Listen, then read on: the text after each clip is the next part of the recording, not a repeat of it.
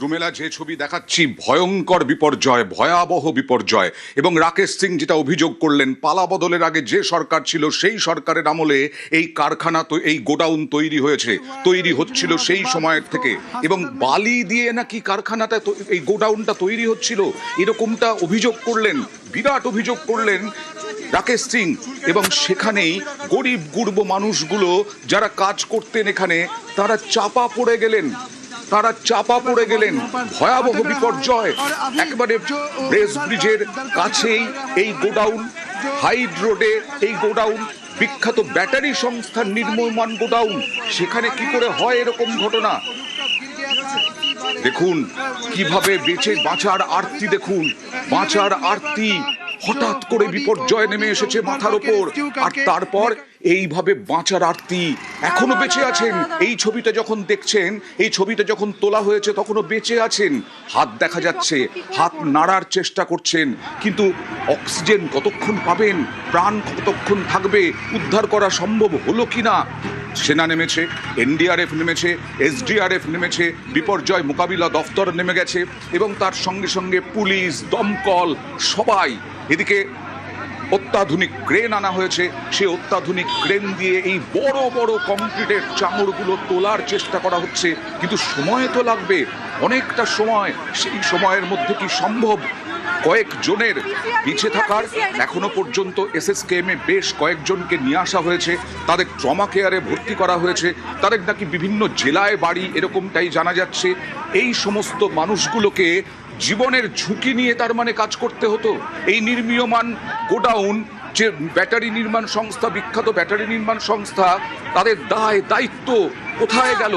আজকে কেন ভেঙে পড়লো এইরকম ভাবে মাথার ওপরে, কয়েকজনের মাথার ওপরে এইভাবে একটা গোটা গোডাউন? দেখছেন ভারী ভারী বিম, তার সঙ্গে একেবারে কংক্রিটের বড় বড় চাঙড়, সব শুদ্ধ। বিপর্যয় নেমে এলো এই কয়েকজন মানুষের উপরে। মনে পড়ে যাচ্ছে রুমেলা মাঝেরহাট সেতুর কথা। সেই সেতুও ভেঙে পড়েছিল, এবং সেই সেতু, মাঝেরহাট সেতু ভেঙে পড়েছিল একেবারে হঠাৎ করে, বিপর্যয় নেমে এসেছিল। সেই সময়ও আবার ভাঙলো এখানেই, এই ব্রেস ব্রিজের কাছেই হাইড রোডে এই তারাতলায় গোডাউন। এখানে বেশ কয়েকজন কাজ করছিলেন, সেই সময় হঠাৎ করে বিপর্যয়। রাকেশ সিং অভিযোগ করলেন যে এখানে বালি দিয়ে তৈরি হচ্ছিল, বালি দিয়ে স্ট্রাকচার তৈরি হচ্ছিল। সেখানেও একেবারে অভিযোগ দুর্নীতির। রুমেলা, এই বিখ্যাত ব্যাটারি সংস্থার নির্মীয়মান গোডাউন, দায়িত্ব এই বিখ্যাত ব্যাটারি সংস্থা, তাদের দায়িত্ব কোথায়? এই নিয়ে তো প্রশ্ন উঠবেই। একেবারে একটা গোডাউন যেখানে প্রচুর শ্রমিক কাজ করছে অয়ন একসঙ্গে। সহকর্মীরা বলছিলেন যে 30-এরও বেশি সংখ্যাটা, সেখানে তাদের নিরাপত্তার ব্যবস্থা থাকবে না। স্থানীয়রা বলছিলেন কেউ যে এই মঙ্গলবার ভারী ঝড় বৃষ্টি হওয়ার ফলে যে ছাদ সেটা দুর্বল হয়ে যায় আর তারপরেই ভেঙে পড়েছে। কিন্তু সেখানে শ্রমিকদের নিরাপত্তা কোথায়? শুনছিলাম যে মালিক, এই কোম্পানির যিনি মালিক, এই গোডাউনের যিনি মালিক, তিনিও নাকি ওখানেই ছিলেন। তার কি অবস্থা? সামান্য ন্যূনতম নিরাপত্তা ব্যবস্থা কি ছিল আর ওই শ্রমিকদের? তাদের আরতি, আর্তনাদ, হাত দেখা যাচ্ছে কোথাও, তারা বাঁচার চেষ্টা করছেন, ধ্বংসস্তূপের মধ্যে থেকে আর্তনাদ করছেন, বাঁচানোর কথা বলছেন। আর কেউকে আমরা দেখলাম যাদেরকে হাসপাতালে নিয়ে যাওয়া হয়েছে। এখনো পর্যন্ত মেলা 13 জনকে উদ্ধার করা হয়েছে, জানা যাচ্ছে লেটেস্ট এখনো পর্যন্ত নিউজ। 13 জনকে উদ্ধার করা হয়েছে, 13 জনকে উদ্ধার করা হয়েছে। বেশ কয়েকজনকে আমরা দেখলাম ট্রমা কেয়ারে নিয়ে আসা হয়েছে। সেই ট্রমা কেয়ারে এই মুহূর্তে তাঁরা কিরকম আছেন সেই সমস্ত কিছু জানবো, কারণ ওই রকম হঠাৎ বিপর্যয় নেমে আসা। আবার বলছি, দেখো রুমেলা, এই যে হাত, বাঁচার আরতি, হঠাৎ করে বিপর্যয় নেমে এসেছে, মাথার উপর ভেঙে পড়েছে সব কিছু। এই ছবিটা অনেক ক্ষেত্রে অয়ন আমাকে মনে করিয়ে দিচ্ছে সেই পোস্তার উড়ালপুল ভেঙে পড়ার ঘটনা। এরকমই আমরা হাত বাড়িয়ে আমরা দেখছিলাম যে সাধারণ মানুষ তারা আরতি জানাচ্ছিলেন বাঁচার। যে ছবি আপনারা এখন দেখছেন নিউজ 18 বাংলা স্ক্রিনে, যেখানে মার্ক করে আপনাদেরকে দেখাচ্ছি একজন শ্রমিক, তিনি আটকে পড়েছেন, তিনি বাঁচার চেষ্টা করছেন, তাকে দেখা যাচ্ছে, তাকে উদ্ধার করা হচ্ছে। এভাবেই অয়ন। একেবারে প্রীতির কাছে যাবো। প্রীতি, কি অবস্থা এখন? বাঁচার আরতি দেখছি আমরা। কেউ কি বেঁচে আছেন ওই ধ্বংসস্তূপের নিচে?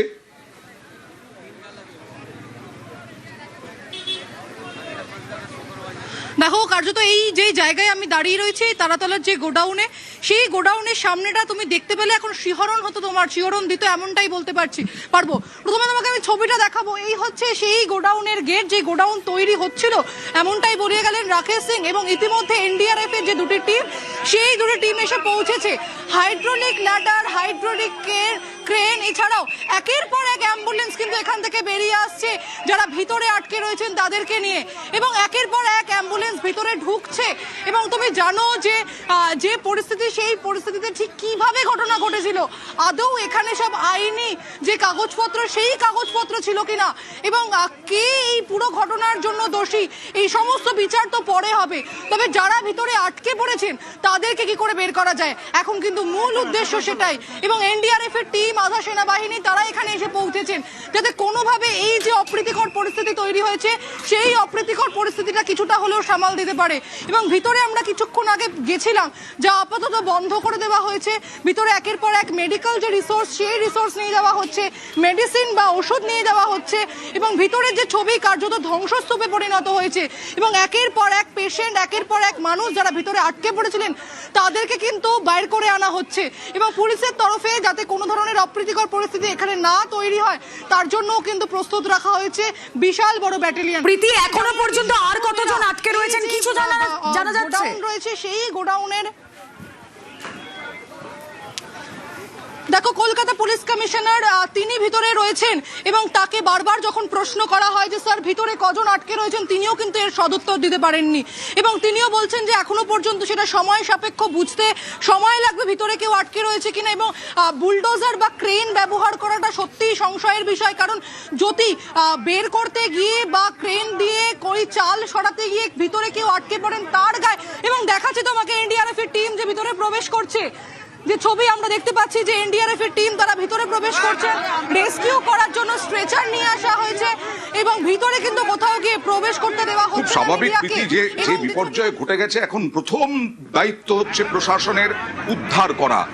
যদি কেউ বেঁচে থাকেন, যদি কেউ আহত হয়ে থাকেন, তার যদি কারো প্রাণ থাকে, সেই প্রাণটা যেন না চলে যায়, সেটাই প্রশাসনের এখন সব থেকে বড় দায়িত্ব।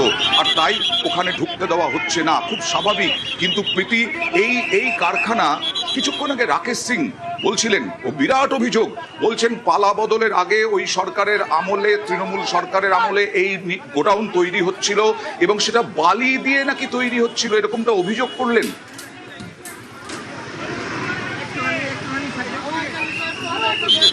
একদমই অয়ন, তোমাকে আমি জানিয়ে রাখি যে তৃণমূল আমলে একাধিক যে অভিযোগ উঠেছে, সেই অভিযোগগুলো একের পর এক সত্যি প্রমাণ হয়েছে।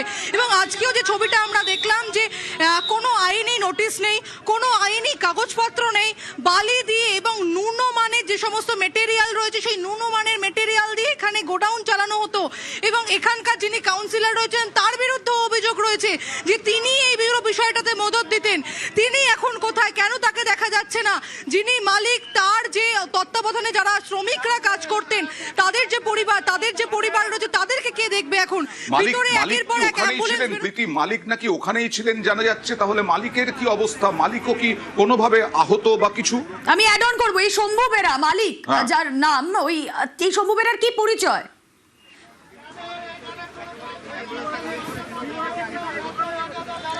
দেখো, এই শম্ভু বেরার স্পেসিফিক পরিচয় না পাওয়া গেলেও তিনি যে অত্যন্ত প্রভাবশালী ছিলেন, তিনি যে অত্যন্ত প্রভাব খাটিয়ে কাজ করতেন, তার জন্যই তার যে গোডাউন, তার ন্যূনমানের যে মেটেরিয়াল, সেই মেটেরিয়াল দিয়ে তৈরি হয়েছিল, তা কিন্তু স্পষ্ট হয়ে গেছে।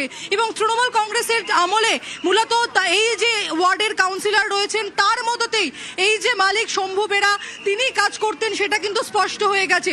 যদি এটা স্পষ্ট না হতো, তাহলে এত বড় বিপদ কিন্তু রুমেলা ঘটতো না। এবং এত বড় বিপদের পর মালিককে এবং তার পিছনে কাদের হাত রয়েছে, সেইগুলো তো পুলিশ তদন্ত করবে। রুমেলা, এখনো পর্যন্ত যা জানা গেল, কিন্তু এই শম্ভু বেরা কি করে এইরকম কাজ করছিলেন, যার জন্য এতগুলো প্রাণ সংশয়। এবং এখনো 13 জনকে উদ্ধার করা হয়েছে, 13 জন উদ্ধার হয়েছেন, তারা কারো পা ভেঙেছে, কারো বুকের হাড় ভেঙেছে, কারো হাত ভেঙেছে। ছবিগুলো ভয়ঙ্কর অয়ন। আমরা হাসপাতালের যে ছবিগুলো দর্শকদের দেখাচ্ছিলাম, স্ট্রেচারে করে নামানো হচ্ছে, অসম্পাদিত ছবি আমরা দেখাতে বাধ্য হয়েছিলাম। সেই ছবিগুলোতে আমরা দেখছি পাচ্ছি তাদের কারোর জ্ঞান নেই, তারা স্ট্রেচারে সংজ্ঞাহীন অবস্থায় পড়ে রয়েছেন, তারা গুরুতর জখম। এবং বারবার এই ধরনের অভিযোগ উঠেছে তৎকালীন সরকারের বিরুদ্ধে, বারবার অভিযোগ উঠেছে তৃণমূলের এরকম অনেক নেতার বিরুদ্ধে। অয়ন, আমার বারবার মনে পড়ে যাচ্ছিল এই ঘটনা দেখে, নরেন্দ্রপুরে আগুনের ঘটনা, সেখানেও আমরা দেখেছিলাম এই ধরনের প্রভাবশালী যোগ, সেখানেও আমরা দেখেছিলাম শ্রমিকদের কোনো নিরাপত্তা ছিল না। এখানেও আমরা দেখছি নিম্নমানের সামগ্রী দিয়ে এই গোডাউন তৈরি হচ্ছিল, যে কথা তুমি বলছিলে, যা শোনা যাচ্ছে যে বালি দিয়ে নাকি এই ধরনের গোডাউন তৈরি হচ্ছিল। কি করে হতে পারে?